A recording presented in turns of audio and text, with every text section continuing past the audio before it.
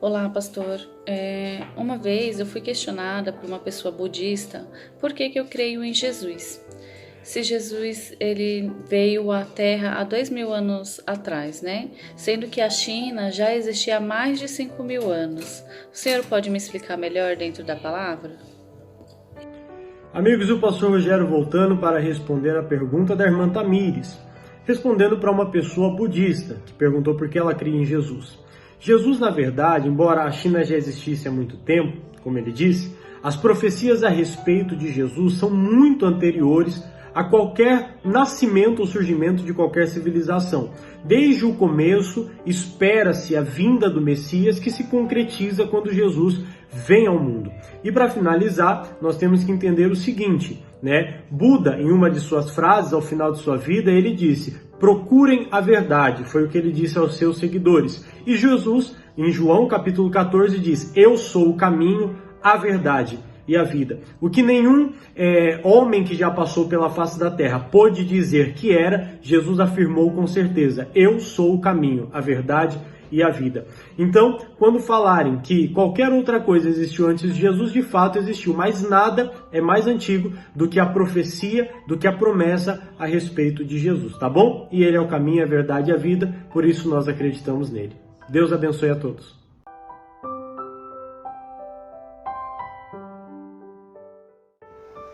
Bom, a minha pergunta eu gostaria de saber por que os primeiros homens lá em Gênesis, por que eles viviam tantos anos, centenas de anos às vezes? Isso tem alguma coisa a ver com a forma diferente de calendário ou de data que eles usavam? Olá, tudo bem? Eu sou o pastor Michel Dias, respondendo às perguntas do povo de Deus. E hoje eu respondo à pergunta do Davi.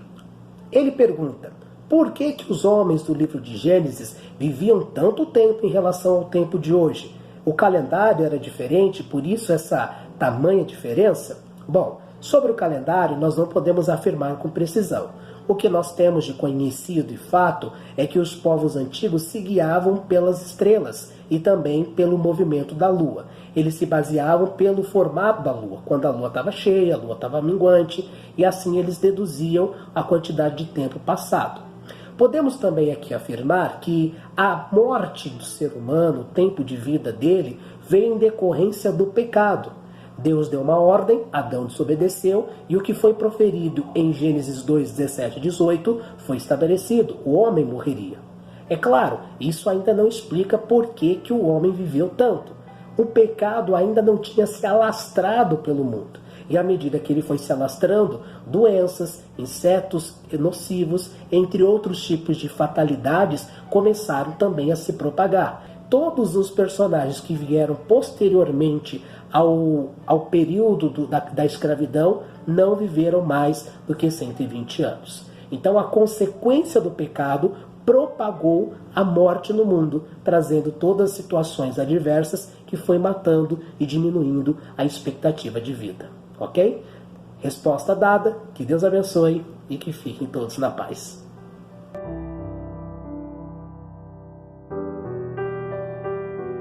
A pergunta é: quem foi a única mulher citada na Bíblia a ter status de juíza e líder de Israel? Um abraço. Olá, tudo bem com vocês? Aqui é o pastor Edinaldo, eu sou da igreja de César de Souza, aqui na cidade de Mogi das Cruzes. E hoje eu gostaria de responder a pergunta da nossa irmã Silmara. Ela perguntou qual foi a mulher citada na Bíblia a ter status de juíza e líder em Israel. A sua pergunta, Silmara, ela está lá no livro de Juízes, no capítulo 4, a partir do versículo 4 também, onde fala sobre uma mulher chamada Débora. Essa mulher que também ela era uma profetisa. Ela esteve ali como juíza e líder de Israel durante ali cerca de 40 anos. E nesse período em que ela esteve julgando Israel, desfrutou de paz e eles prosperaram. Mas depois o povo pecou, fez o que era mal aos olhos do Senhor, e Deus teve que entregá-los nas mãos dos midianitas por 7 anos. Isso está lá em Juízes capítulo 6. Mas a resposta para a sua pergunta é Débora. Débora foi essa juíza e líder de Israel, tá bom? Então fica aí a minha resposta para você. Que Deus te abençoe.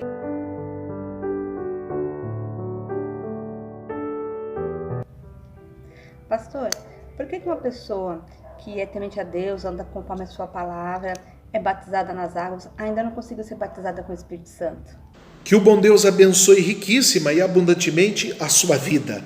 Respondendo à pergunta da nossa irmã Kátia, onde ela indaga do porquê que uma pessoa tem princípios cristãos, está praticando ali a palavra de Deus, mas ainda não consegue o batismo com o Espírito Santo. Essa resposta é uma resposta muito mais pessoal, particular, peculiar do que técnica, se tratando não da parte de Deus, mas da parte de como está o coração da pessoa, a vida da pessoa para com a presença do Espírito de Deus. No livro de Jeremias, capítulo de número 17, verso 9 e 10, que diz: enganoso é o coração, mais do que todas as coisas, e perverso, quem o conhecerá? Eu sou o Senhor, e esquadrinho o coração e provo os pensamentos, e isso para dar a cada um segundo os seus caminhos. Às vezes nós vemos as pessoas dentro da igreja, vemos as pessoas praticando, pelo menos aos nossos olhos, a palavra de Deus, mas não sabemos como está o coração da pessoa em relação ao próprio Deus. De repente é uma pessoa muito ansiosa, de repente é uma pessoa que tem algo em oculto diante dos homens e que só Deus vê, e Ele vê todas as coisas. Logo então, a gente vai perceber do porquê tem pessoas que não demoram para ser batizadas com o Espírito Santo. Já existiram casos em que pessoas foram batizadas com o Espírito Santo bem antes de se batizarem nas águas. Agora, já existem outros casos em que as pessoas foram batizadas nas águas e ainda assim estão em busca deste selo, desta graça, dessa virtude que é o Espírito Santo. Seja como for, se é o seu caso, de você que esteja assistindo, não pare de buscar essa virtude, esta bênção que é o batismo do Espírito Santo.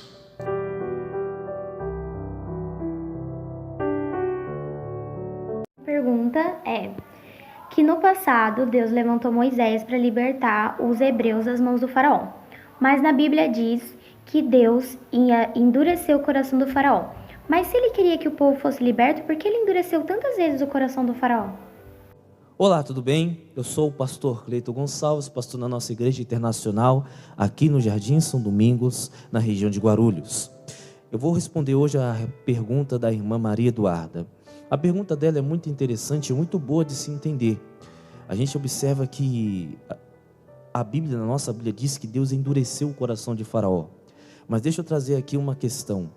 Faraó já tinha um coração endurecido. Ele já era soberbo por conta própria. Deus apenas, vamos dizer assim, né? Uma maneira de dizer, incentivou com que Faraó continuasse com esse coração duro, para que Deus pudesse desmoralizar todos os deuses, mostrando que não existe outro Deus, apenas Ele, o Senhor dos Senhores, o Deus de Israel, né? Mostrasse que só Ele tem o poder, e para que Ele aplicasse o juízo. Aí você me pergunta, mas pastor, por que Deus fez tanto o coração de Faraó ser endurecido? O capítulo 6 de Êxodo diz, versículo 1, que o Senhor disse a Moisés: agora verás que hei de fazer a Faraó, porque por mão poderosa os deixará ir. Sim, por mão poderosa os lançará da sua terra. E até Deus já tinha comentado com Moisés que o povo não iria sair de lá de mão abanando. Eles iriam sair de lá com ouro, com prata, com riquezas. Então, por esse determinado propósito, Deus endureceu ou fez com que Faraó fosse teimoso, né? Insistisse em permanecer o povo de Deus no Egito, para que Deus pudesse executar o juízo, desmoralizar todos os deuses e fazer com que o coração de Faraó fosse quebrantado. Tá bom, minha querida? Que Deus te abençoe.